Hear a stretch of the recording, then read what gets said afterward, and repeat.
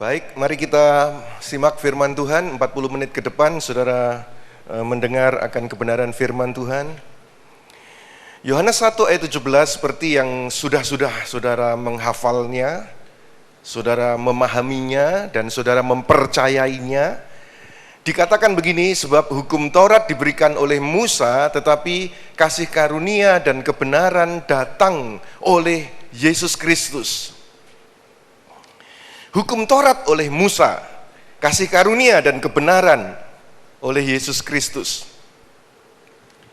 Law oleh Musa, grace and truth oleh Yesus Kristus. Nah, di law ini ada para ahlinya. Mereka disebut ahli Taurat. Siapa mereka ini?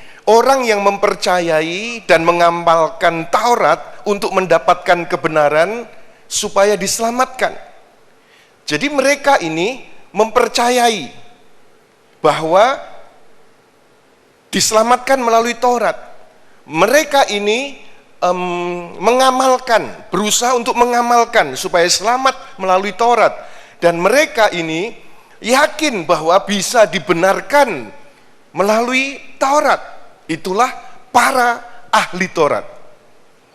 Dan yang membuat saya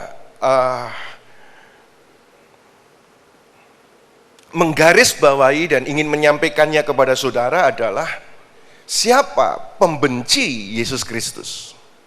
Pembenci utama Yesus Kristus bukan tentara Romawi pada waktu itu. Tetapi pembenci utama Yesus Kristus adalah ahli Taurat. Ahli Tauratlah yang memiliki ide, skenario, cara-cara. Akhirnya masa dipengaruhi untuk benci Yesus. Pemerintah Romawi juga dipengaruhi untuk benci Yesus. Tetapi sumbernya itu bermula dari ahli Taurat yang memusuhi Yesus. Misal, ketika Yesus menyembuhkan pada hari Sabat, perhatikan saudara, setelah pergi dari sana, Yesus masuk ke rumah ibadat mereka. Di situ ada seorang yang mati sebelah tangannya. Mereka bertanya kepadanya, bolehkah menyembuhkan orang pada hari Sabat? Mereka bertanya, tapi tujuannya apa? Maksud mereka ialah supaya dapat mempersalahkan Yesus. Kan ada 10 perintah, salah satunya adalah mesti harus menghormati, mengkuduskan, mengkhususkan hari Sabat. Lalu mereka tanya, bolehkah menyembuhkan orang pada hari Sabat? Jawabannya tidak sesederhana boleh atau tidak. Tetapi di balik pertanyaan itu ada tujuan untuk mempersalahkan Yesus. Nah sekarang saudara, perhatikan, lalu kata Yesus kepada orang itu, ulurkanlah tanganmu. Dan ia mengulurkannya, maka pulihlah tangannya itu dan menjadi sehat seperti tangannya yang lain. Yesus menyembuhkan pada hari Sabat. Menurut ahli Taurat yang betul-betul ahli, dan itu melanggar. Sebab itu ketika Yesus menyembuhkan pada hari Sabat, keluarlah orang-orang Farisi itu bersekongkol untuk membunuh dia. Gara-gara apa? Bukan gara-gara yang lain, tetapi gara-gara dianggap melanggar hukum Taurat. Padahal melanggar hukum Taurat, Yesus lakukan kebaikan, menyembuhkan orang. Tapi karena ahli Taurat ini bersikukuh, maka dianggap bersalah dan mereka bersekongkol untuk membunuh dia. Lagi sekarang para murid. Tadi Yesus, sekarang para murid. Para murid memetik bulir gandum pada hari Sabat. Mari kita lihat respons daripada para ahli Taurat. Pada waktu itu pada hari Sabat Yesus berjalan di ladang gandum. Karena lapar, murid-muridnya memetik bulir gandum dan memakannya. Melihat itu, Berkatalah orang-orang Farisi kepadanya, lihatlah murid-muridmu berbuat sesuatu yang tidak diperbolehkan pada hari Sabat. Saudara-saudara, jadi Yesus ini dimusuhi karena dianggap melanggar hukum Taurat. Masukkan dalam hati saudara, satu sosok ini dimusuhi karena dianggap tidak pro Taurat, dianggap melanggar hukum Taurat. Mari sekarang kita beralih kepada tokoh yang berikut, yang bernama Paulus. Sebelumnya Paulus ini juga adalah ahli Taurat, tapi kena jamahan Tuhan Yesus di jalan menuju Damaskus, dalam jalan menuju Damsyik. Dia dulu, saudara, ahli Taurat, dia murid dari Gamaliel, dia mengetahui persis semua aturan Taurat. 612 perintah, 613 ketetapan itu, yang diringkas jadi 10, yang diringkas menjadi 1. Paulus tahu persis, dan dia memelihara hukum Taurat. Tetapi ketika dalam perjalanan ke Damsyik,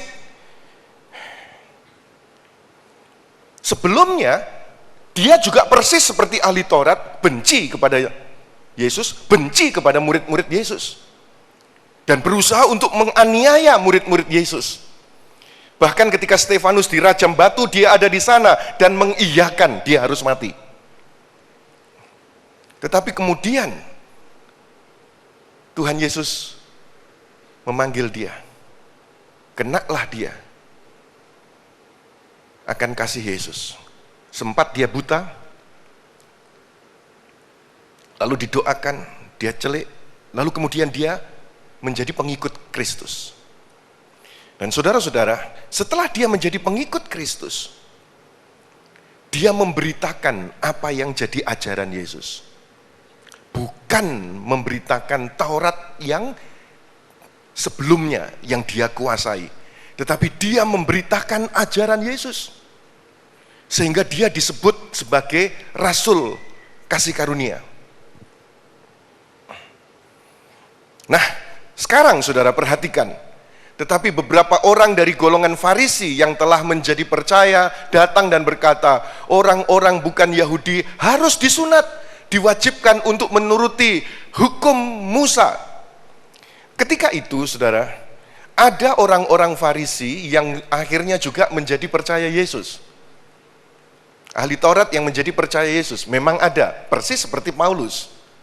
Tetapi perhatikan ayat ini, mereka itu orang-orang Yahudi yang percaya Yesus berkata supaya tetap disunat walaupun sudah percaya Yesus, tetap menuruti hukum Musa walaupun percaya Yesus. Jadi ada dua golongan di sana, orang-orang Farisi yang belum percaya Yesus, mereka ahli Taurat, pegang Taurat. Tetapi ada orang Farisi yang sudah percaya Yesus, tapi juga masih pegangan Taurat. Paulus tidak. Ketika dia sudah kena kasih karunia, dia sudah tidak pegangan Taurat. Dan itu yang membuat heboh orang-orang Yahudi ketika itu.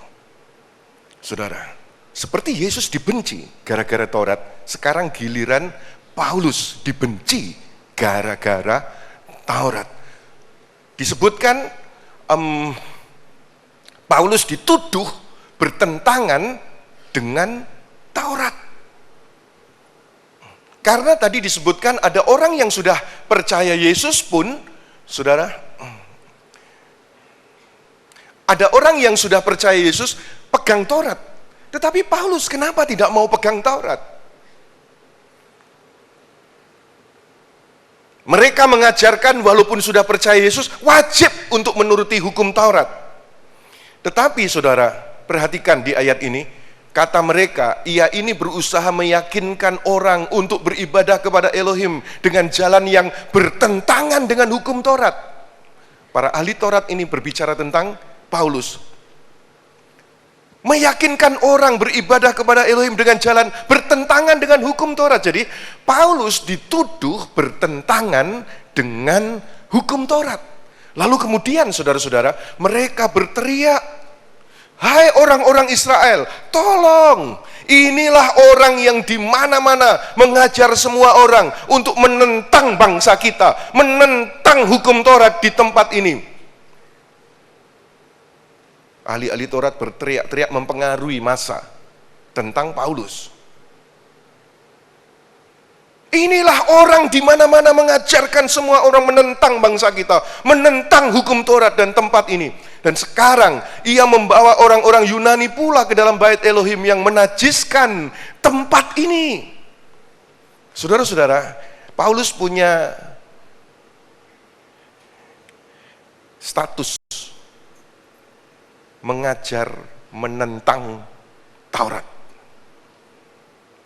Dan itu yang memberi status adalah para ahli Taurat.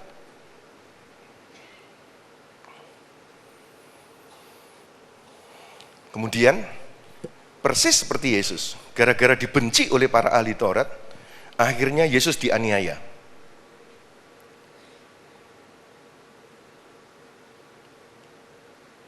Lalu kemudian dibawa ke pemerintahan Romawi untuk diadili. Pemerintah Romawi tidak menemukan salah apa dia. Tapi para ahli Taurat berkata, harus dibunuh. Pilatus berkata, enggak ada salahnya.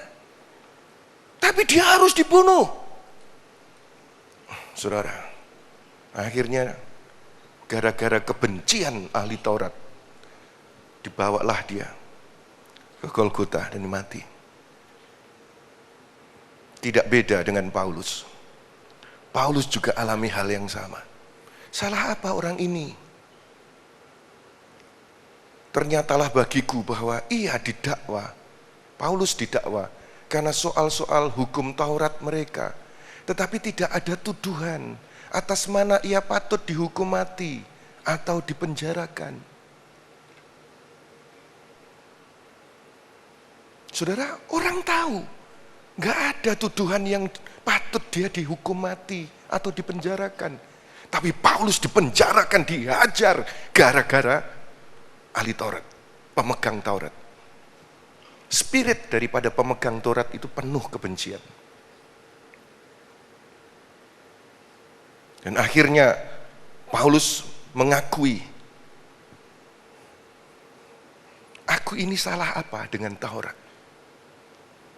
Kenapa mereka menghajar aku, memenjarakan aku?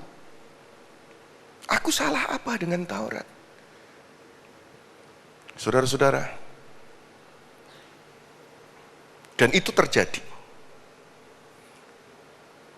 Paulus berkata, aku dihajar 40 kurang 1 pukulan.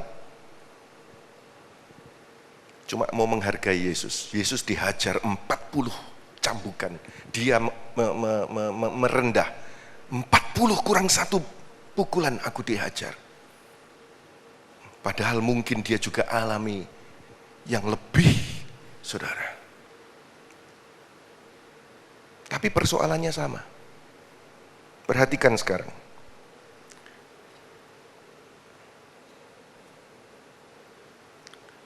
Yesus, sang kasih karunia itu sendiri, alami kebencian oleh para pemegang Taurat, para ahli Taurat. Padahal dia adalah sang kasih karunia sendiri. Kalau saudara membaca tentang grace di dalam Alkitab saudara, itulah Yesus.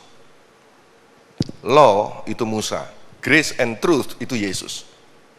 Tetapi law membenci grace. Bahkan sang kasih karunia sendiri itu dibenci oleh law. Sekarang lihat Paulus. Paulus pengajar kasih karunia, rasul kasih karunia, juga alami kebencian yang sama. Alami aniaya yang sama. Dari spirit yang sama. Dimusuhi karena dianggap mengabaikan Taurat. Sekarang kita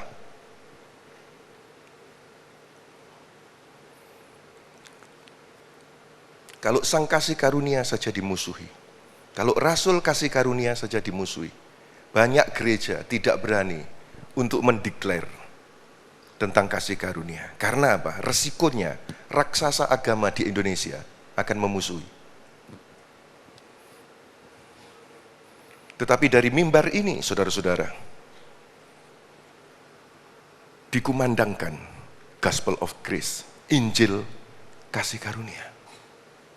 Sehingga jangan heran kalau gereja-gereja lain takut.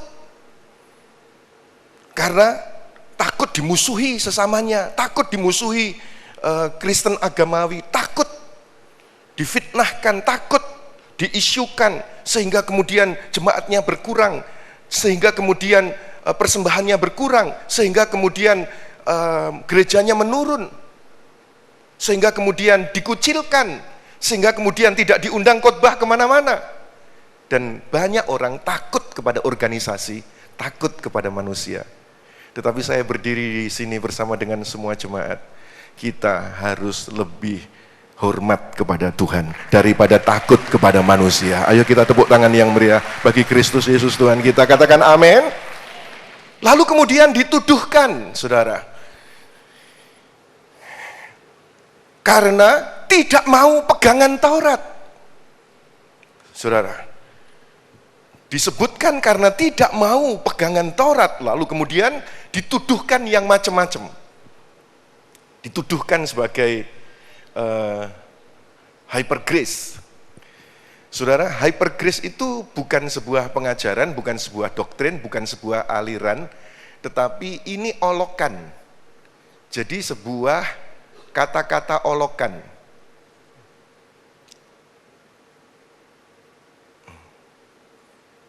Jadi tidak ada gereja yang alirannya hyper grace, gereja yang doktrinnya hyper grace, tidak ada. Ini cuma sebuah olokan. Kalau suami istri memenuhi kebutuhan biologis pasangannya, kan baik. Kalau memenuhinya berlebih, kan baik bila menyenangkan pasangannya. Tetapi kalau suami atau istri itu diolok hiperseks, enak enggak? Siapa yang mau? Itu cuma olokan. Oke sih, kalau hypermart gitu oke. Belanja bisa dapat barang banyak gitu. Tetapi ini hyper grace, ini olokan. Nah, ada buku hyper grace seperti ini. Ini sebetulnya bukan sebuah doktrin atau pengajaran. Buku ini ditulis oleh Michael Brown. Permulaannya ditulis oleh Michael Brown.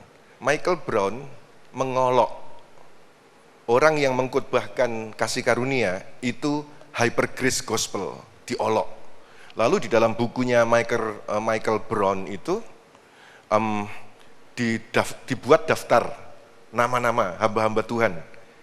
Kemudian disebutkan hamba Tuhan yang terdaftar itu adalah antikris, setan, penyesat, membawa jemaat masuk neraka. Dari nama-nama itu ada Andrew Farley, Andrew Wommack, ada Creflo Dollar, ada Paul Ellis, ini ada Joseph Prince termasuk di sana. Yusak nggak ada, Yusak masih belum terkenal. Ini dunia, sudah level dunia ini. Nah kemudian disebutkan ini penyesat, ini antikris akhir zaman. Saya ketika membaca buku ini, wah, kok bisa ya di akhir zaman ada orang persis zaman Yesus menghabisi Injil kasih karunia. Apa yang aku bisa lakukan ya? Tiba-tiba 2-3 bulan berikutnya muncul buku ini, saudara. Tapi tulisannya Paul Ellis, judulnya sama, covernya warnanya juga sama, tulisannya Paul Ellis.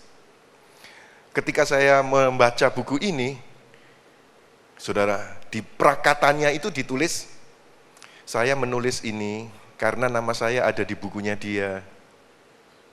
Tapi saya tidak ingin membalas, memburukkan dia. Tapi saya mau menceritakan bahwa Tuhan Yesus itu baik. Dan apa yang dituduhkan itu tidak benar. Lalu dia tulis satu. Wah, ketika saya baca, saudara, ini orang gak mau berkelahi.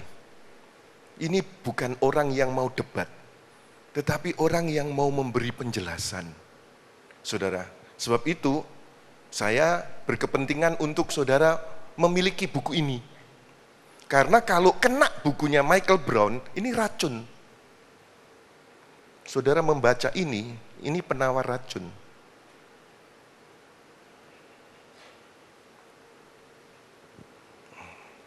Tetapi yang penting yang saudara ketahui bahwa masa pada waktu zaman Yesus mayoritas menentang Yesus. Masa pada waktu zamannya Paulus mayoritas menentang Paulus.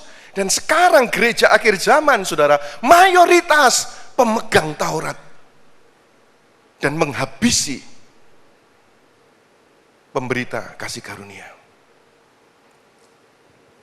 Sebab itu kalau saudara tidak memahami bagaimana menjelaskan, bagaimana belajar teologi, paling tidak saudara membaca buku ini. Dan kalau teman-teman saudara kena racun, engkau bisa memberikan penawar racunnya di sana.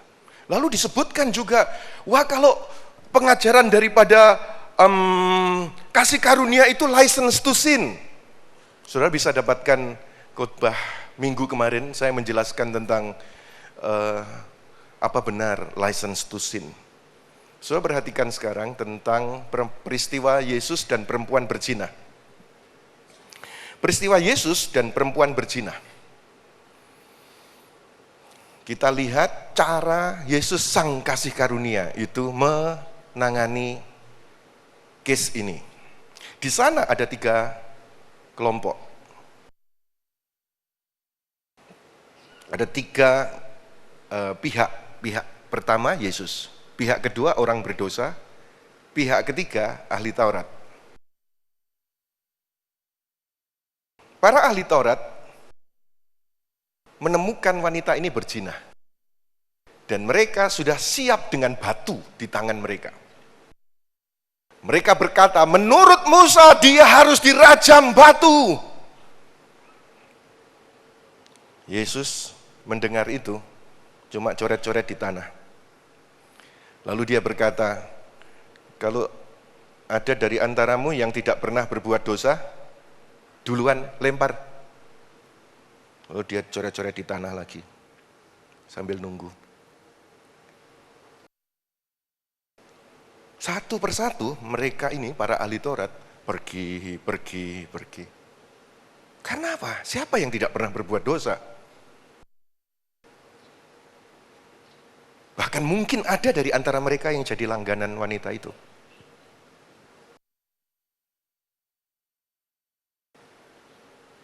Satu persatu pergi. Setelah mereka semua pergi, dia bertanya kepada wanita ini, apakah ada yang melemparmu dengan batu? Enggak ada, Tuhan. Kalau begitu aku juga tidak menghukummu. Pergilah. Sin no more. Jangan berbuat dosa lagi.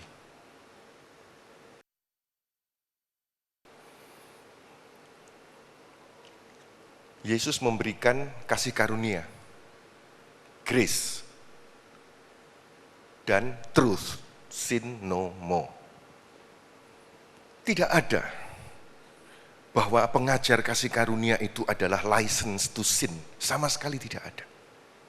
Ajaran daripada Tuhan Yesus Kristus adalah siapapun kita, di dalam Yesus menerima pengampunan, dan bukan titik di sana. Kasih karunia itu akan membuat engkau punya kemampuan untuk tidak berdosa lagi. Mari kita lihat ada 3 golongan pemimpin gereja dari peristiwa tadi.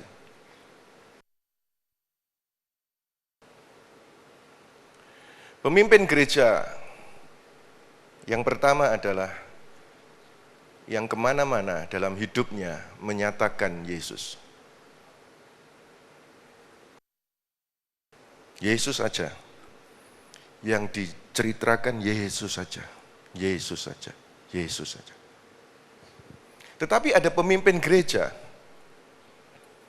yang persis seperti wanita itu. Memimpin tetapi hidupnya berkubang dalam dosa.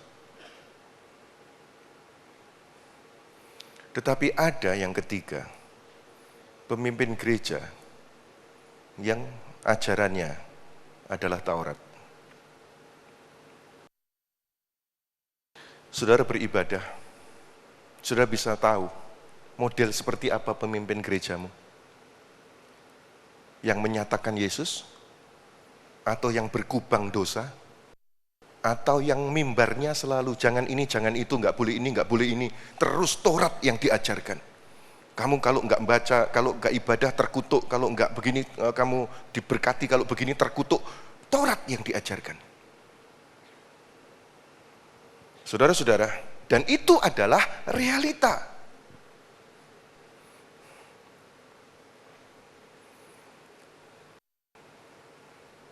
Kalau saudara sebagai pemimpin gereja, atau pemimpin persekutuan doa, atau pemimpin family blessing cell, engkau tidak lagi yang ketiga, engkau tidak lagi yang kedua. Di dalam nama Yesus, engkau adalah yang pertama itu. Setuju, katakan amin. Ayo kita tepuk tangan yang meriah bagi Kristus Yesus Tuhan kita. Dan kalau saudara memimpin rumah tangga, sebagai pemimpin di keluarga, sebagai pemimpin di tempat usaha, sebagai pemimpin dimanapun saudara, karena engkau adalah ciptaan baru, saudara adalah orang yang lahir baru. Engkau bukan pemimpin yang ditakuti karena membawa batu seperti Taurat. Engkau bukan pemimpin yang dilihat anak buah berkubang dosa seperti yang nomor 2. Tetapi engkau mencerminkan citra Yesus di dalam kehidupan saudara. Bukan berarti tidak boleh marah.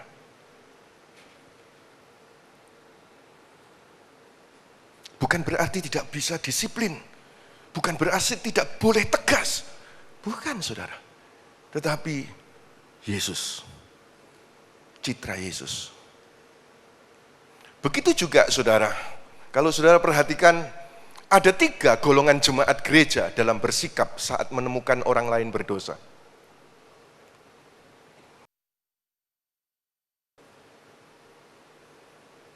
Tadi 3 pemimpinnya, sekarang 3 jemaat, 3 golongan jemaat gereja ketika menemukan orang lain berdosa.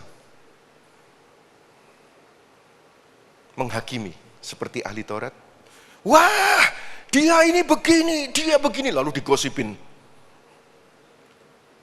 Nggak ada bedanya dengan ahli Taurat. Stop. Yesus berkata, apakah ada dari antaramu yang tidak pernah berdosa? Kalau memang ada, layak kau lempar batu. Kalau tidak, kenapa kau lempar batu?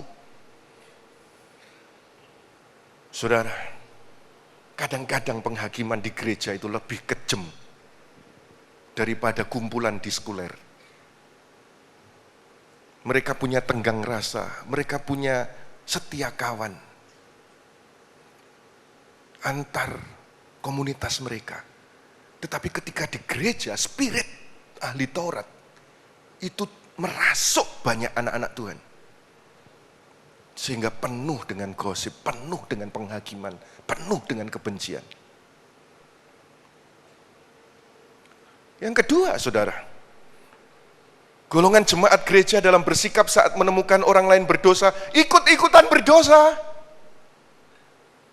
Ngelihat pemimpinnya berdosa, ya saudara, ayo barengan yuk.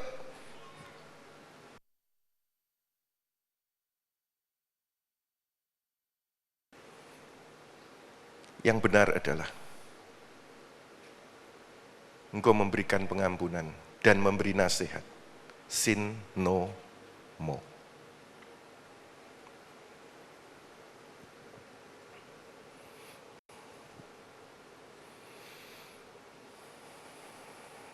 Saya rindukan spirit sang kasih karunia dan pengajaran kasih karunia dari Rasul ini dan gereja ini yang mengumandangkan Gospel of Grace. Sungguh-sungguh ada atas kita semuanya. Engkau bukan yang nomor 1, yang nomor 2, tetapi mengampuni dan menasihati. Sin no more. Jangan berdosa lagi. Lanjut saudara, Titus pasal 3 ayat 9 dikatakan, tetapi hindarilah persoalan yang dicari-cari dan yang bodoh, persoalan silsilah, percekcokan, dan pertengkaran mengenai hukum Taurat. Karena semua itu tidak berguna dan sia-sia belaka. Saudara tahu bahwa Kristen agamawi di Indonesia ini adalah Kristen yang sudah kenal Yesus, tapi tetap pegang Taurat. Sehingga terjadi di luar perdebatan. Wah, harus tetap Taurat. Yang satunya lagi, oh tidak. Oh harus, kita harus tetap melakukan sabat, harus disunat, harus dan lain sebagainya, harus. Sudahlah, berhenti. Enggak usah bercekcok, bertengkar mengenai hukum Taurat. Karena semua itu tidak berguna dan sia-sia belaka. Enggak ada gunanya. Yang berguna adalah engkau memiliki Yesus. Dialah kasih karunia dan kebenaran yang membawamu kepada kehidupan yang kekal. Ayo kita tepuk tangan yang meriah bagi Kristus Yesus Tuhan kita. Katakan amin. Jadi semua jemaat di tempat ini atau siapapun saudara yang hadir di sini, ketika saudara mendengar dialog atau debat mengenai Taurat, sudahlah, nggak ada gunanya. Biarlah engkau berbicara tentang Kristus. He is grace and truth. Karena apa saudara? Paulus menulis dengan jelas tentang Taurat. Dia ahli Taurat. Dia hafal betul 613 itu. Aturan Taurat. Tetapi kemudian setelah dia ketemu sang kasih karunia, dia menulis ini. Kamu tahu bahwa tidak seorang pun yang dibenarkan oleh karena melakukan hukum Taurat. Tetapi hanya oleh karena iman dalam Kristus Yesus. Ini yang ngomong ayat.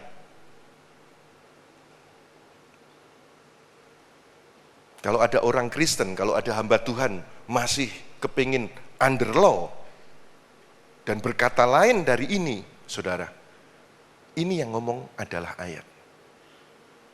Tidak seorang pun yang dibenarkan oleh karena melakukan hukum Taurat. Tetapi hanya oleh karena iman dalam Kristus Yesus. Sebab itu, kami pun telah percaya kepada Kristus Yesus, supaya kami dibenarkan oleh karena iman dalam Kristus, dan bukan oleh karena melakukan hukum Taurat. Sebab tidak ada seorang pun yang dibenarkan oleh karena melakukan hukum Taurat. Yang menulis ini adalah ahli Taurat yang sudah bertobat.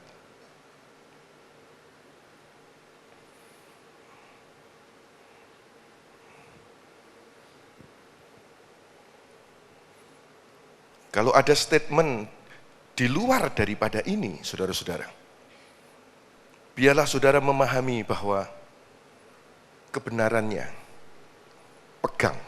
Langit bumi akan lenyap, tetapi firman Tuhan tidak akan lenyap. Satu titik, satu iota tidak akan hilang sampai digenapi. Dan Christ is the end of the law. Kristus adalah akhir dari hukum Taurat.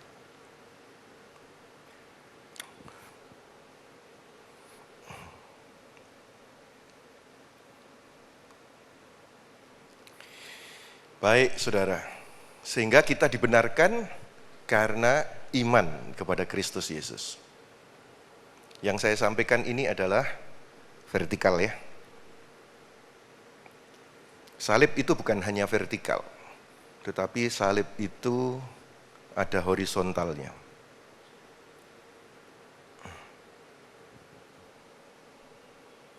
Siapa yang rindu hidup dalam kasih karunia? Lambaikan tangan tinggi-tinggi. Yang rindu hidup dalam kasih karunia. Katakan amin. Sekarang saya mau sampaikan yang horizontal. Satu saat Gabriel datang ke Maria. Maria, kamu menerima kasih karunia. Kamu akan mengandung.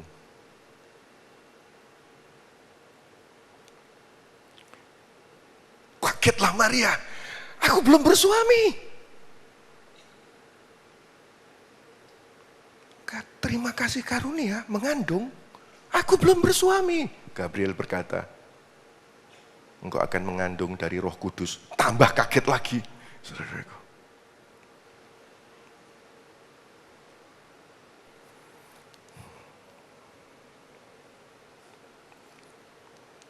Tapi yang luar biasa adalah Maria mau, jadilah kepadaku seperti apa yang kau katakan, sebab aku ini hamba-Mu. Jadi mau terima. Saudara, yang kau perlukan adalah engkau mau terima kasih karunia itu. Nah, sekarang pertanyaannya adalah, kenapa kok Maria? Saudara-saudara, kasih karunia itu kok jatuhnya ke Maria? Orang agama pasti akan mencari alasan. Kenapa Maria? Mungkin lebih suci, mungkin lebih rajin, mungkin lebih langsing, mungkin lebih cantik, mungkin lebih atraktif.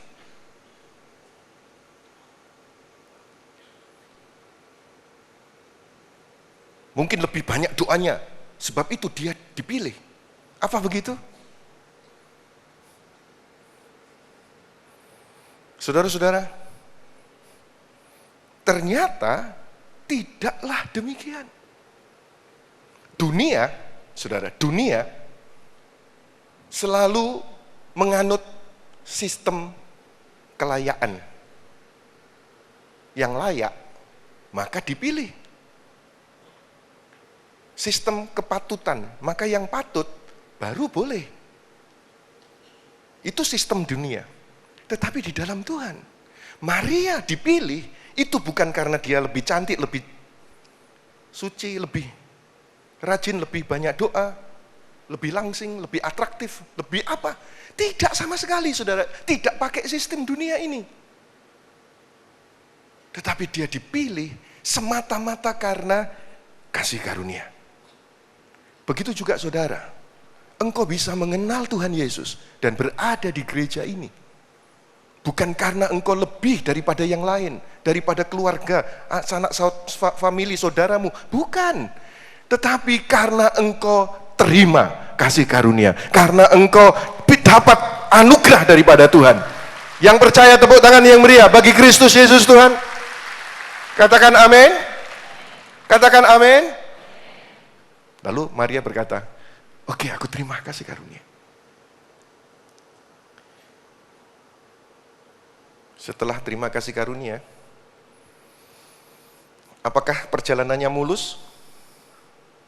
Seringkali orang Kristen, kalau dikhotbahi tentang vertikal saja, ras, sudah diselesaikan oleh Tuhan Yesus. Dipikirnya orang yang mengalami kasih karunia itu semuanya sudah mulus. Maria, perutnya langsung buncit. Dia ditanya sama teman-temannya, wah, puji Tuhan Maria. Ini anak pertamanya Yusuf ya? Bukan. Wah, sejak kapan kamu jadi nakal?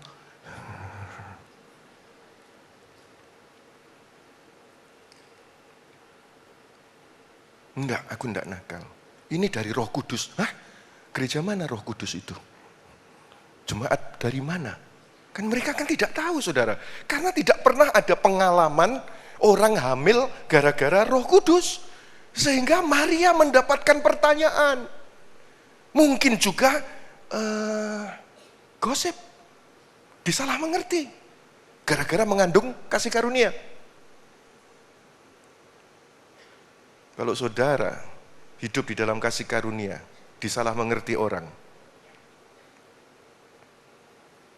itu biasa. Saudara, lalu kemudian sudah teratasi. Setelah teratasi, saudara, saatnya melahirkan. Nah, ketika melahirkan, saudara, dia cari tempat untuk melahirkan. Di sini enggak ada, sudah penuh. Kalau sekarang mungkin, di rumah sakit ini penuh, di rumah sakit itu penuh, di kamar bersalin ini penuh, di hotel ini penuh. Aku ini mengandung kasih karunia kok, kasih karunia untuk melahirkan anak ini. Kalau dia bisa berteriak sama Gabriel, Gabriel, kenapa engkau belum book kamar untukku? Saudara, katanya kasih karunia. Kok alami olokan, kok melahirkan saja kok susah, tempatnya saja tidak ada. Tapi dia jalani. Saudara, dia jalani. Dan akhirnya lahirlah Yesus Kristus. Sebelum lahir Yesus Kristus, dia mengalami peristiwa-peristiwa yang adikodratri. Bagaimana dia didatangi oleh para gembala, bagaimana orang Majus dari tempat yang jauh membawa emas, kemenyan dan mur dan lain sebagainya, saudara. Mengalami peristiwa adikodratri dan mereka berkata, ini adalah raja. Maria melihat dengan penuh kekaguman dan akhirnya lahirlah Yesus. Berubahlah dia. Dari wanita yang sama sekali tidak ada apa-apanya. Walaupun ada tantangan dalam perjalanan. Tetapi kemudian dia menjadi pribadi yang mulia. Bahkan sampai kebablasan. Saudara, dia disembah. Saking orang kagum akan kemuliaannya. Pulang dari tempat ini setelah engkau diurapi. Milikilah kasih karunia. Tetapi ketika engkau memiliki kasih karunia, bukan berarti perjalananmu itu mulus. Mungkin engkau alami cobaan, mengalami kesulitan. Tetapi firman Tuhan katakan, pencobaan yang diizinkan menimpamu itu biasa, tidak melebihi kekuatanmu. Pasti ada jalan keluarnya. Karena Tuhan yang memberikan kemampuan kepada kita semuanya. Tepuk tangan yang meriah bagi Kristus Yesus Tuhan kita. Katakan amin. Katakan amin. Saudara, yang Maria dapatkan ketika itu adalah dia terima dengan iman dan dia penuh keberanian. Dan itu yang saya praktekkan dalam hidup saya. Ketika Tuhan berfirman mengenai gereja yang declare gospel of grace. Kalau saya tidak punya iman, kalau saya tidak punya keberanian, persis seperti gereja-gereja lain, terkungkung di dalam penjara Taurat. Tetapi setelah kita declare tentang gospel of grace, saudara-saudara, apakah kemudian mulus perjalanannya? Tidak. Tetapi setelah sekian waktu saya berdiri di depan saudara, saya katakan, kasih karunia Yesus itu cukup bagi saya, cukup bagi saudara, semuanya. Kita tepuk tangan bagi Kristus Tuhan kita. Katakan amin.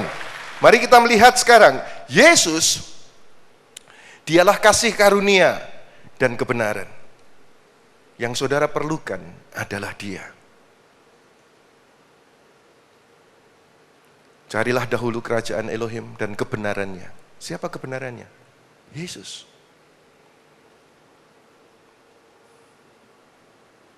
Siapa Yesus? Kasih karunia itu. Maka semuanya yang kau perlukan akan ditambahkan kepadamu.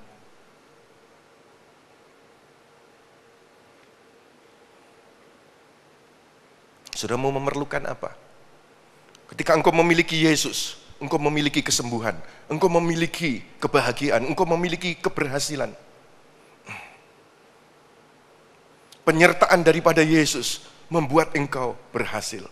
Ketika Abraham, Ishak, Yakub, Yusuf, itu mereka hidup di dalam zaman kasih karunia.